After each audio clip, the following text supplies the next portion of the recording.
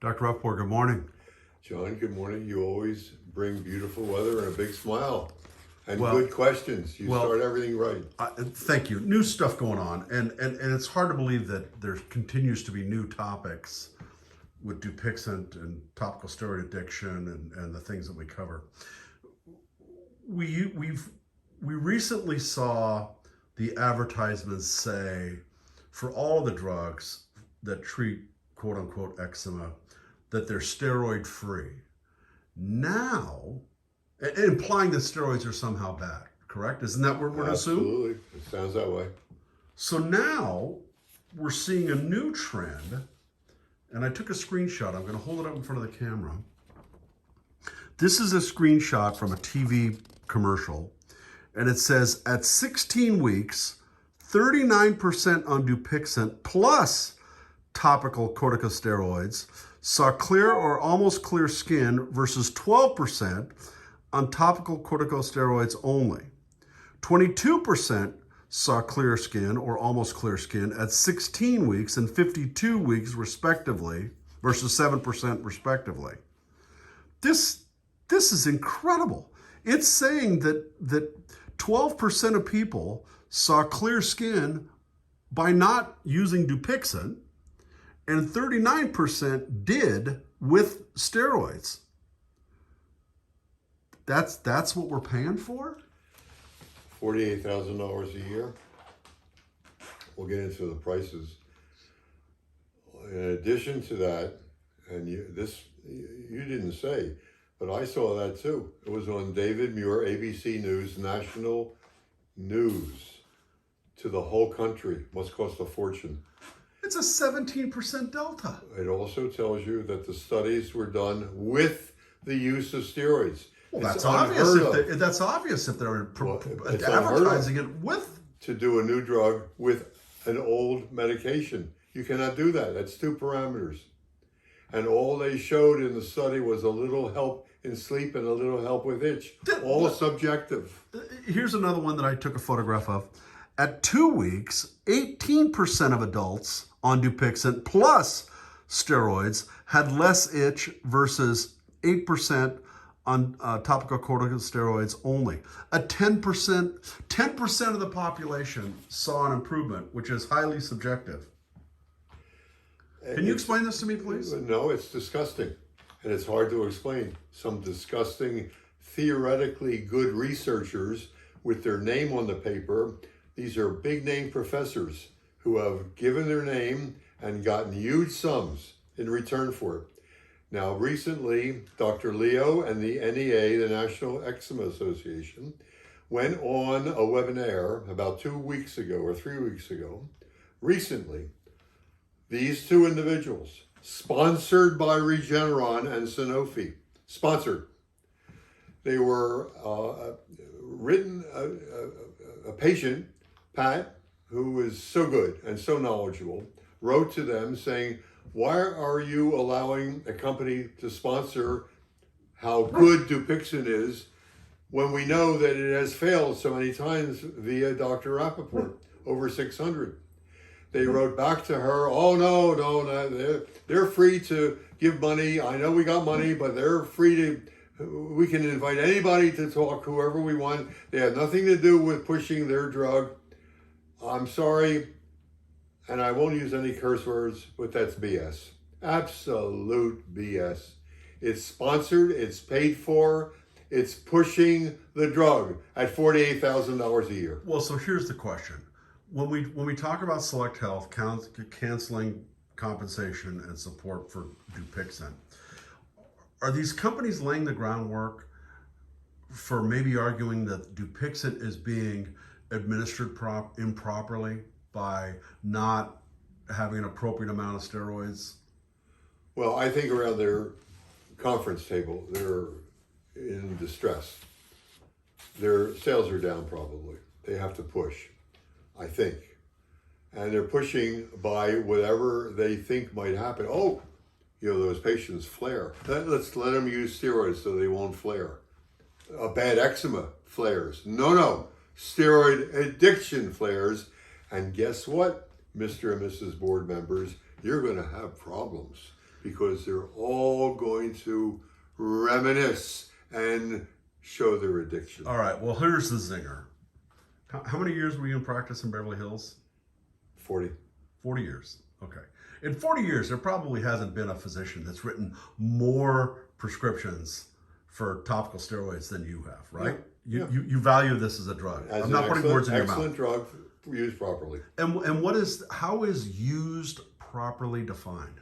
Well, the acute rashes, poison oak, acute contact dermatitis, acute irritant dermatitis, a short amount of time with something else for psoriasis, 3 to 5 days in little guys under a year or two who have eczema, and stop the steroid. 3 to 5 days. Days. That's what you just said. Days. And we didn't talk about this beforehand. No.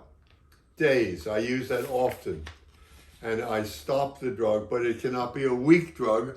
And these doctors who are fearful of, I'm not sure what, have been prescribing under the radar hydrocortisone, so the mothers have to put it on for months. So here's the zinger.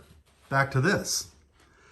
At 16 weeks, 39% of people on Dupixent plus topical steroids. Can you imagine ever, as a physician, Outrageous. prescribing topical steroids at a prescription length for 39 weeks? I'm sorry, 16 weeks? I've been after them for a long time. They are truculent, stubborn. They do not read the literature. Their training is very poor.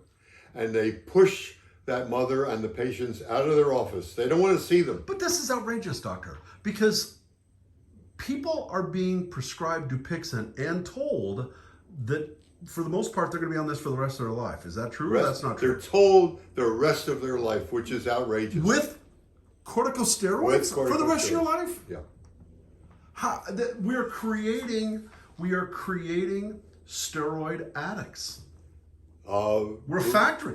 Everyone on Dupixent now should be on steroids. steroids. Yeah. Well, how many damn people are on Dupixent? Until they really flare and the Dupixent doesn't work. And then somebody's going to write a paper, I think we have a new side effect of Dupixent. They have red neck syndrome. They have red eyelid syndrome. Something else happens. It might be a side effect, so be wary of that, but it's okay otherwise. Everything else is okay. I'm speechless. You go from steroid-free to now you got to be on steroids to get effectiveness from the drug for the rest of your life. They got competition from several other companies that are selling anti-bad eczema drugs, and they're looking for a loophole. Disgusting. And you've got a whole stack of papers and studies and all this stuff you want to talk about. But in my mind's eye, that's all irrelevant compared to this huge bombshell. I'm not besmirching your preparation for our taping. I'm just saying that this is a major, major disconnect. Well, it also brings to my mind, and if it's appropriate now to say it, how did these drugs pass muster? How did they show that they're better than placebo or what's out there, when indeed they didn't show anything and all they said was it helps sleep a little bit and helps itch a little bit? No, it does show anything because they're on steroids. We know that steroids are going to do both those things. But it was approved for the journal to publish it. My paper that talks about steroid addiction and what to do with cyclosporin if it's bad or otherwise, rejected by 4 major places because they advertise, the companies advertise on their pages, 6, 7, 8 pages of advertising. There's something negative going on here. And then the FDA approves the drug. And it's out there selling. And the prices are outrageous. The newest ones are, I'll show you. But I mean, they could be Flintstone vitamins. And if you're on topical steroids and you itch less and you sleep a little better, your Flintstone vitamins are going to get approved by the FDA as a $30,000 a year drug. Yeah. And isn't that ridiculous? I mean, that's basically what's going on here. No, we know that steroids did make rashes go away, and now you're adding something, and we're giving a pat on the back to the new something Yeah. as the betterment. I know it's silly silly science, outrageous science, big money science. But it's not even science. It's medicine show stuff. I mean, it's 1870 and the guy's on the wagon holding up the magic elixir. Can you see why patients are angry at their doctors and the companies?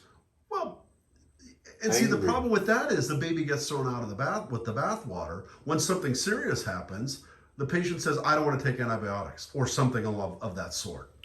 I'm so skeptical that I'm just rejecting it all. Well, the retort from the doctors, the retort from the patients if they're interviewed somehow, oh, I don't have to worry. I know it's expensive. My insurance company is paying for Well, that was one of the things. Guess that was who's paying for that insurance premium? You and me. Yeah.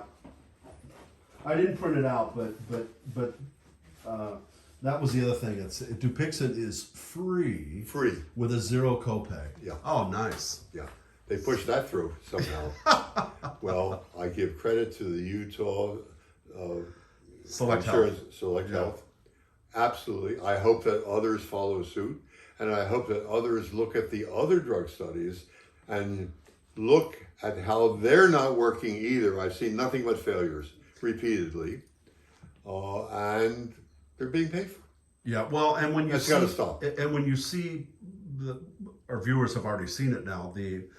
The thumbnail for our this video, it's a screenshot from a TikTok video where someone's randomly talking about Dupixent, which was a 0 out of 10 as far as effectiveness, and you and I are constantly asked, when are we going to be sued, or when are we not going to be sued, or why aren't we being sued?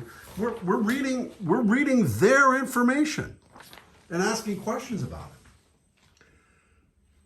it. It looks like you and I have positive days and negative days. When we see a backward movement on the part of the drug companies, or that our idea, proven by me, is getting through, we're very optimistic. And then something negative happens, or some freebie occurs, or some webinar occurs with a famous doctor's name attached. There are so many famous experts out there, as per the NEA. I won't even waste time reading what the NEA said to Pat in retort for when she criticized her being sponsored by a drug company. Yep. It's outrageous. All right, let's leave it there. I think Lupa needs to go for a walk. Okay. Okay, until the next time.